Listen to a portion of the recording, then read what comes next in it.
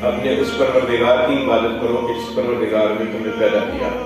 پھر تیسری جواب وہ کہ جو دل سے تو کافر تھے لیکن اوپر سے دنیا کی مفاد اور دنیا کے فائدے کی خاطر مصلحت اسلام کا اظہار کیا، جن کو منافق کہا جاتا ہے۔ پھر اگلی 13 آیات کریمہ کے اندر منافقین کا تفصیلی ذکر فرمایا۔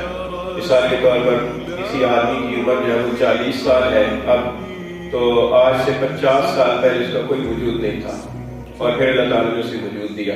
نحمدہ ونصلی ونسلم علی رسولہ الکریم۔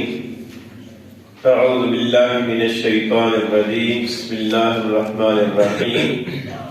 یا ایھا الناس اعبدوا ربکم الذی خلقکم والذین من قبلکم لعلکم تتقون الذي جعل لكم الأرض فراشا والسماء بناء وأنزل من السماء ماء فأخرج به من الثمرات رزقا لكم فلا تجعلوا لله أندادا وأنتم تعلمون۔ صدق اللہ العلی العظیم۔ یا ایھا الناس، اے لوگو، اعبدوا ربکم، عبادت کرو اپنے رب کی، الذی خلقکم، جس نے پیدا کیا تم کو، والذین من قبلکم، اور ان کو جو تم سے پہلے ہوئے، لعلکم تتقون، تاکہ تم متقی بن جاؤ۔ الذی جعل لکم الارض فراشا، وہ ذات جس نے تمہارے لیے زمین کو بچھونا بنایا، والسماء بناء، اور آسمان کو چھت بنایا، وانزل من السماء ماء، اور آسمان سے پانی اتارا، فاخرج به من الثمرات رزقا لكم، پھر اس پانی کے ذریعے تمہاری غذا کے لیے پھلوں سے رزق پیدا کیا۔ فلا تجعلوا للہ اندادا، سو نہ بناؤ اللہ کے لیے شریک، وانتم تعلمون، حالانکہ تم جانتے ہو۔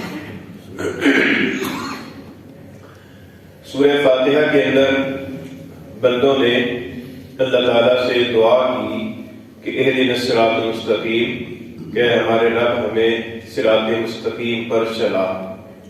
اللہ تعالیٰ نے صراط مستقیم کے لیے پوری کتاب ہدایت نازل فرمائی، جس کے بارے میں ارشاد ہوا کہ ذالک الکتاب لا ریب فیہ، کہ یہ لا ریب کتاب ہے، ھدی للمتقین، جو ہدایت ہے اللہ تعالیٰ سے ڈرنے والوں کے لیے۔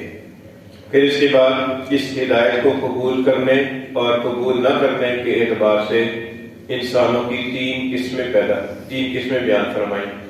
ایک قسم وہ کہ جو دل و جان سے اس کتاب کی ہدایات کو تسلیم کر کے اس کے پر عمل کرنے والے ہیں، جن کو متقین کہا، اور جن کے بارے میں یہ فرمایا کہ اولئک علی ھدی من ربہم واولئک هم المفلحون۔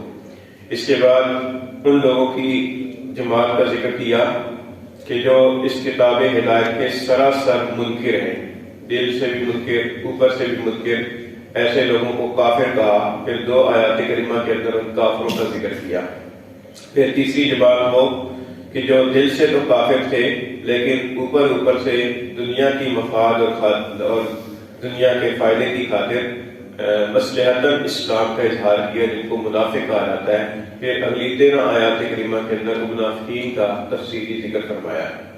اب یہاں ان 3 جماعتوں کا ذکر کر کے اللہ تعالیٰ نے یہاں پر سب کو خطاب فرمایا، یا ایھا الناس کہہ کر، اور فرمایا کہ اے لوگو، اے انسانوں کے اندر مسلمان بھی داخل ہیں جو اس کتاب ہدایت کو ماننے والے ہیں، کافر بھی داخل ہیں کہ جو اس کتاب ہدایت کے منکر ہیں، اور منافق بھی داخل ہیں کہ جو ظاہر اور باطن کا تضاد رکھتے ہیں۔ اور انسانوں کے اندر انسانوں کا ہر طبقہ شامل ہے، اور انسانوں کی ہر جماعت اور ہر قوم شامل ہے۔ یہ صرف عرب کے لیے نہیں ہے اور صرف بنی اسرائیل کے لیے نہیں ہے، بلکہ سارے انسانوں کے لیے ہے، سارے عالم کی ساری اقوام کے لیے اس کے اندر ہدایت ہے۔ اور رہتی دنیا تک، قیامت تک آنے والی جتنی قومیں ہیں، جتنے قبیلے ہیں، خواہ وہ کسی زمانے میں آئیں اور خواہ وہ کسی علاقے کے اندر ہوں، اور خواہ ان کی کوئی زبان ہو اور کوئی رنگ اور کوئی نسل ہو، سب کو اللہ تعالیٰ نے خطاب فرمایا یا ایھا الناس کہہ کر کہ اے انسانوں، اعبدوا ربکم، یہ گویا کہ پہلی تعلیم ہے اس کتاب ہدایت کی، جس کو عقیدہ توحید کہا جاتا ہے۔ فرمایا کہ اے لوگوں، بندگی کرو، عبادت کرو اپنے اس رب کی جس نے تمہیں پیدا کیا۔ اپنے اس پروردگار کی عبادت کرو کہ جس پروردگار نے تمہیں پیدا کیا۔ یہاں پر عبادت کا مفہوم سمجھ لیجیے، عبادت کا مفہوم یہ ہے کہ اپنی پوری طاقت اللہ تعالیٰ جو کہ عظیم الشان ذات ہے، اللہ تعالیٰ کی عظمت بجا لانے کے لیے اپنی پوری طاقت اس کی فرما برداری میں استعمال کرنا، اور اس کی عظمت اور اس کے خوف کی بنیاد پر اس کی نافرمانی سے بچنا۔ یہ دو حصے یہ عبادت کا مفہوم ہے۔ اس عبادت کے مفہوم کو اگر پیش نظر رکھا جائے تو اس کے اندر اللہ تعالیٰ کے جتنے احکام ہیں، چاہے ان میں کسی کام کے کرنے کا حکم ہو وہ بھی سارے اس میں شامل ہو گئے، اور اللہ تعالیٰ کے وہ تمام احکام کی جن کے اندر کسی کام سے بچنے کا حکم ہے وہ تمام احکام بھی اس کے اندر شامل ہو گئے، اور یہ سارا جو ہے نا عبادت کا مفہوم ہے۔ پھر اس کے بعد یہ فرمایا کہ اپنے پروردگار کی عبادت کرو۔ اس میں اشارہ اس بات کی طرف کر دیا کہ وہ تمہارا رب ہے کہ جس نے تمہیں ماں کے پیٹ سے لے کر تو عمر کے آخری سانس تک اس نے تمہاری تربیت کی اور تمہاری غذا اور بقا کا سامان کیا، تو اس رب کی عبادت کرو۔ الذی خلقکم، جس نے تمہیں پیدا کیا۔ خلق کا معنی ہوتا ہے عدم سے وجود میں لانا، یعنی کوئی چیز بالکل نہ ہو اور اس کو پھر وجود دے دینا، اس کو خلق کہا جاتا ہے۔ مثال کے طور پر کسی آدمی کی عمر جو ہے وہ 40 سال ہے اب، تو آج سے 50 سال پہلے اس کا کوئی وجود نہیں تھا اور پھر اللہ تعالیٰ نے اسے وجود دیا، اس کو خلق کہتے ہیں۔ اور دنیا کے اندر جو چیزیں موجود ہیں ان چیزوں کو جوڑ جاڑ کر کوئی چیز نئی تیار کر لینا، اس کو صنعت کہا جاتا ہے۔ یہ انسان بھی کر سکتا ہے، مثلا لکڑی موجود ہے، لوہا موجود ہے اور دوسری دھاتیں موجود ہیں، ان دھاتوں کو ملا کر کوئی چیز تیار کر لینا، کوئی گاڑی تیار کر لینا، کوئی اور اس قسم کی چیز تیار کر لینا، اس کو ایجاد کہا جاتا ہے۔ یہ انسان بھی کر سکتا ہے لیکن خلق انسان نہیں کر سکتا۔ خلق کہتے ہیں عدم سے وجود میں لانا، یہ کوئی چیز ہے ہی نہیں، کوئی چیز کا کوئی تصور ہی نہیں ہے، کوئی نام نقشہ نہیں ہے، اس کو اللہ تعالیٰ پردہ وجود میں لے آئے۔ تو جس نے تمہیں پیدا کیا، والذین من قبلکم، اور ان کو بھی پیدا کیا جو تم سے پہلے تھے۔ اس کے اندر انسان کے آباء و اجداد بھی آ گئے، انسان کے اوپر تک آباء و اجداد، اس کے دادا پردادا اور پردادا کے دادا، پھر دادا پردادا کے دادا، جتنے بھی اوپر تک چلے جائیں وہ سارے کے سارے اللہ تعالیٰ ہی کے پیدا کیے ہوئے ہیں، سب کو اللہ تعالیٰ نے پیدا کیا۔ اور بعض حضرات نے فرمایا کہ اس کے اندر انسانوں سے بھی پہلے کی جو مخلوقات ہیں وہ بھی شامل ہیں، کہ انسانوں سے دنیا زمین پر آباد ہونے سے پہلے اگر کوئی مخلوق زمین پر آباد تھی، جیسا کہ بعض روایات سے پتہ چلتا ہے کہ جنات آباد تھے، تو ان کو بھی پیدا کرنے والا اللہ ہی ہے، اور انسانوں کے پیدا کرنے سے پہلے فرشتے موجود تھے، ان کو پیدا کرنے والا بھی اللہ ہی ہے۔ تو سب کا خالق ہے اللہ، خالق کل شیء۔ لعلکم تتقون، اور یہ عبادت کیوں کرو؟ عبادت اس لیے کرو تاکہ تم بچو۔ کس سے بچو؟ اللہ تعالیٰ کے عذاب سے، دوزخ سے بچ جاؤ۔ اس لیے اللہ تعالیٰ کی بندگی کرو تاکہ تم اللہ کے عذاب سے بچ جاؤ اور اللہ تعالیٰ کی ناراضگی سے بچ جاؤ۔ اگلی آیت کریمہ کے اندر اللہ تعالیٰ نے 4 چیزوں کا ذکر فرمایا ہے کہ جو اللہ تعالیٰ کی قدرت کے دلائل ہیں اور جن کے اندر اللہ تعالیٰ کے ساتھ کوئی دوسرا شریک نہیں ہے، اور وہ اللہ تعالیٰ کی طرف سے بندوں کے لیے انعامات بھی ہے۔ پہلی چیز فرمایا کہ الذی جعل لکم الارض فراشا، اللہ وہ ذات ہے کہ جس نے تمہارے لیے زمین کو فرش بنایا، زمین کو اللہ تعالیٰ نے تمہارے پاؤں کے نیچے بچھا دیا۔ انسان جہاں جاتا ہے انسان کے پاؤں کے نیچے زمین رہتی ہے، اور پاؤں زمین کی پر انسان چلتا ہے، زمین کی پر ہی رہتا ہے، زمین کی پر ہی کھاتا پیتا ہے، اور زمین کی پر ہی مر جاتا ہے، پھر زمین کے اندر ہی دفن ہو جاتا ہے۔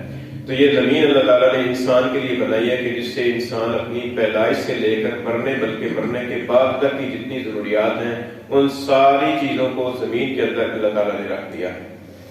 اسی لیے ایک جگہ اللہ تعالیٰ نے ارشاد فرمایا کہ الم نجعل الارض کفاتا احیاء و امواتا، کیا ہم نے زمین کو زندوں اور مردوں کے لیے کفایت کرنے والا نہیں بنا دیا؟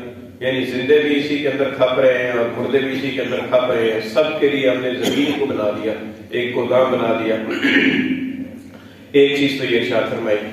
دوسری فرمایا کہ والسماء بناء، اور ہم نے آسمان کو چھت بنایا، یعنی آسمان کو اللہ تعالیٰ نے اتنا اونچا بنایا کہ جو نیچے سے زمین کے اوپر ہم چلتے ہیں اور اوپر سے آسمان کے چھت کے تلے ہم رہتے ہیں۔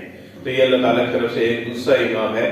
آسمان کے اندر کیا فائدے ہیں اس کے اوپر بھی مفسرین حضرات نے لکھا ہے کہ آسمان کو کہ دیکھنے سے کیا کیا فائدے انسان کو حاصل ہوتے ہیں۔ اور آسمان انسان کے لیے کتنا ضروری ہے، تو اللہ تعالیٰ نے انسان کے لیے آسمان کو چھت بنایا ہے جس کے تلے انسان سارے بستے ہیں، اور انسان جتنی بھی بلند پروازیاں کر لے لیکن آسمان کو چھو نہیں سکتا، اس کی سارے کام جو ہے نا وہ آسمان اور زمین کے درمیان میں ہوتے ہیں۔ وَأَنزَلَ مِنَ السَّمَاءِ مَاءً، تیسری چیز، اور فرمایا کہ اس نے آسمان سے پانی برسایا۔ یہ پانی کا برسنا جس کو بارش کی صورت میں ہم دیکھتے ہیں، تو یہ بھی اللہ تعالیٰ کی قدرت کی ایک دلیل ہے، اور اللہ تعالیٰ کی طرف سے بندوں کے لیے بہت بڑا انعام ہے کہ یہ بارشیں برستی ہیں تو زمین سے راب ہوتی ہے اور زمین سے فصلیں اور غلے پیدا ہوتے ہیں۔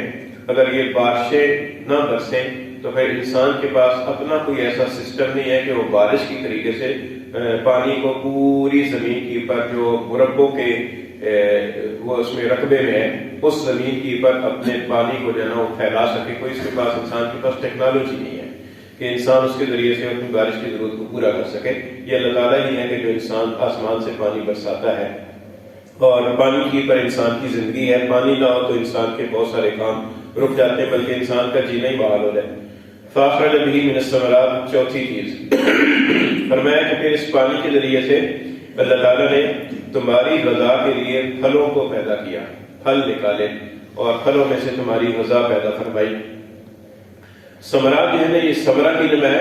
ثمرہ کا معنی اردو میں پھل کے ساتھ کیا جاتا ہے، اور اگر پھل کا لفظ بولا جائے یا پڑھا جائے تو اس سے ہمارا تصور جو ہے نا وہ فروٹ کی طرف جاتا ہے، حالانکہ فروٹ کے لیے عربی زبان کے اندر فواکہ کا لفظ استعمال ہوتا ہے، فاکہۃ فواکہ۔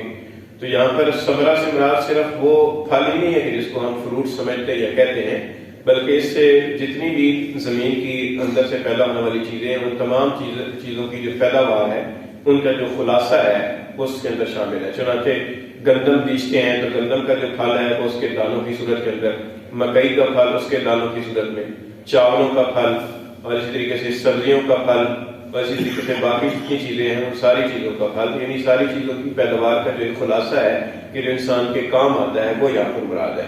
تو فرمایا کہ اللہ تعالیٰ نے تمہاری غذا کے طور پر پھلوں کو پیدا فرمایا، یعنی پیداوار کو پیدا فرمایا کہ جس سے تمہاری رزق کی ضرورت پوری ہوتی ہے۔ تو یہ چار چیزیں اللہ تعالیٰ نے ذکر فرمائی کہ جو ایک تو اللہ تعالیٰ وحدہ لا شریک کی کرنے والے ہیں، اور دوسرے کہ یہ چاروں بندوں کے لیے بہت بڑے انعامات ہیں اور ضروری چیزیں ہیں۔ یہ ذکر فرما کر اللہ تعالیٰ نے فرمایا کہ فلا تجعلوا للہ اندادا، سو اب تو تم اللہ تعالیٰ کی شریک نہ ٹھہراؤ۔ انداد یہ ند کی جمع ہے، یہ یہاں پر پہلی مرتبہ لفظ آیا ہے قرآن مجید میں۔ اس کو سمجھ لیجئے کہ ند جو ہے نا اس کے دو معنی ہیں۔ ند کا ایک معنی ہوتا ہے مشابہ اور ہمسر، یعنی اللہ تعالیٰ کا ہمسر اور اللہ تعالیٰ کی مشابہ اور کوئی خدا نہیں ہے، اللہ تعالیٰ وحدہ لا شریک ہے۔ اور دوسرا معنی اس کا آتا ہے حریف اور مد مقابل، تو اللہ تعالیٰ کا مد مقابل اور حریف بھی کوئی نہیں ہے کہ جو اللہ کے مد مقابل آ کر اس نے کوئی اور کائنات یا کوئی اور چیز پیدا کی ہو۔ اللہ تعالیٰ کے ساتھ پیدا کرنے میں نہ تو کوئی دوسرا شریک ہے کہ اس نے مل کر اللہ تعالیٰ نے اس کے ساتھ مل کر پیدا کیا ہو کسی چیز کو، یا وہ اللہ تعالیٰ کے ماتحت خدا ہو اور اللہ تعالیٰ بڑا خدا ہو، جس طریقے سے مشرکین مکہ کا عقیدہ تھا کہ یہ بت ہے نا یہ چھوٹے چھوٹے خدا ہیں، بڑا خدا اللہ ہی ہے، لیکن یہ اللہ کے ماتحت خدا ہے۔ تو نہ تو اللہ تعالیٰ کے ماتحت خدا کوئی ہے، ند کے اندر یہ بھی شامل ہے، اور نہ اللہ تعالیٰ کے برابر کا کوئی مد مقابل کا کوئی دوسرا خدا ہے کہ اللہ تعالیٰ نے مثال کے طور پر سورج پیدا کیا ہے اور اس نے اللہ کے مقابلے میں چاند پیدا کر دیا، ایسا نہیں ہے۔ چنانچہ یہ جو مجوس ہیں یہ دو خداؤں کے قائل ہیں، ایک خدا کو کہتے ہیں یزداں اور دوسرے خدا کو کہتے ہیں اہرمن۔ اور یزداں کے بارے میں ان کا عقیدہ یہ ہے کہ خالق خیر ہے، خیر کو پیدا کرنے والا ہے، اور اہرمن کے بارے میں ان کا عقیدہ یہ ہے کہ خالق شر ہے، شر کو پیدا کرنے والا ہے۔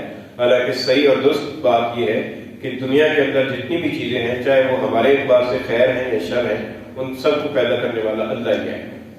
چنانچہ جتنے کیڑے مکوڑے ہیں، جتنے زہریلے جانور ہیں، ان سب کو بھی پیدا کرنے والا اللہ ہی ہے۔ ساری کائنات کے اندر جتنی چیزیں نظر آتی ہیں سب کا پیدا کرنے والا اللہ ہے۔ کانٹوں کا پیدا کرنے والا بھی اللہ ہے، پھولوں کا پیدا کرنے والا بھی اللہ ہے۔ یہ نہیں ہے کہ وہ مجوس کے اعتبار سے وہ کہیں کہ خالق خیر اور ہے، خالق شر اور ہے، بالکل خالق خیر کے مد مقابل ایک دوسرا خالق تسلیم کر لیں، ایسا نہیں ہے۔ یہ فرمایا کہ ند کے مفہوم کے اندر یہ دو چیزیں شامل ہیں، ایک یہ کہ اللہ کا مشابہ اور مثیل کوئی نہیں ہے، اور دوسرا یہ ہے کہ اللہ تعالیٰ کے مد مقابل کوئی نہیں ہے۔ بعض خطبوں کے اندر خطیب حضرات یہ دونوں لفظ استعمال کرتے ہیں، فلا ند لہ ولا ضد لہ، یہ دو لفظ استعمال کرتے ہیں کہ نہ تو اس کا کوئی ند ہے یعنی ہمسر ہے، اور نہ اس کا کوئی متضاد، کوئی اس کا مد مقابل کوئی دوسرا خدا ہے، فلا ند لہ ولا ضد لہ۔ تو یہاں پر یہ جو ند کا لفظ ہے اس کے اندر یہ دونوں مفہوم شامل ہیں۔ تو فرمایا کہ اللہ تعالیٰ کے ساتھ تم ہمسر نہ ٹھہراؤ، وانتم تعلمون، حالانکہ تم جانتے ہو۔ کیا جانتے ہو؟ یعنی تم فطری طور پر توحید کے عقیدے کو فطری طور پر سمجھتے ہو کہ یہی برحق عقیدہ ہے، اور فطری طور پر ہر انسان اپنی عقل کو استعمال کرے تو وہ یہ سمجھ سکتا ہے کہ ان ساری چیزوں کا خالق وحدہ لا شریک ایک ہے۔ فرمایا کہ جب تم جانتے ہو تو جانتے بوجھتے ہوئے اللہ تعالیٰ کے ساتھ شریک نہ ٹھہراؤ۔ اب ترجمہ دیکھیے، فرمایا کہ یا ایھا الناس، اے لوگو، اعبدوا ربکم، بندگی کرو اپنے پروردگار کی، الذی خلقکم، جس نے تمہیں پیدا کیا، والذین من قبلکم، اور ان کو جو تم سے پہلے ہوئے، لعلکم تتقون، تاکہ تم بچو۔ الذی جعل لکم الارض فراشا، وہ اللہ جس نے تمہارے لیے زمین کو فرش بنایا۔ جہاں پر یہ لکم کی پر زور ہے کہ تمہارے لیے، جیسے کوئی آدمی کوئی اچھا کھانا پکائے اور یہ کہے کہ یہ میں نے تمہارے لیے بنایا ہے، پھر اس کھانے کی وہ ترکیب یا اس کے اندر کیا کیا چیزیں شامل ہوتی ہیں اس کی پر نظر نہیں ہوتی، بلکہ نظر اس پر ہے کہ تمہارے لیے ہے، یہ تمہاری خاطر ہے۔ تو اللہ تعالیٰ فرماتے ہیں کہ جس نے تمہاری خاطر زمین کو فرش بنایا، والسماء بناء، اور آسمان کو چھت بنایا، وانزل من السماء ماء، اور اس نے آسمان سے پانی برسایا، فاخرج به من الثمرات، پھر اس پانی کے ذریعے پھلوں میں سے نکالا، رزق لکم، رزق تمہارے لیے، فلا تجعلوا للہ اندادا، سو نہ بناؤ اللہ کے ساتھ کوئی شریک، ہمسر، وانتم تعلمون، حالانکہ تم جانتے ہو۔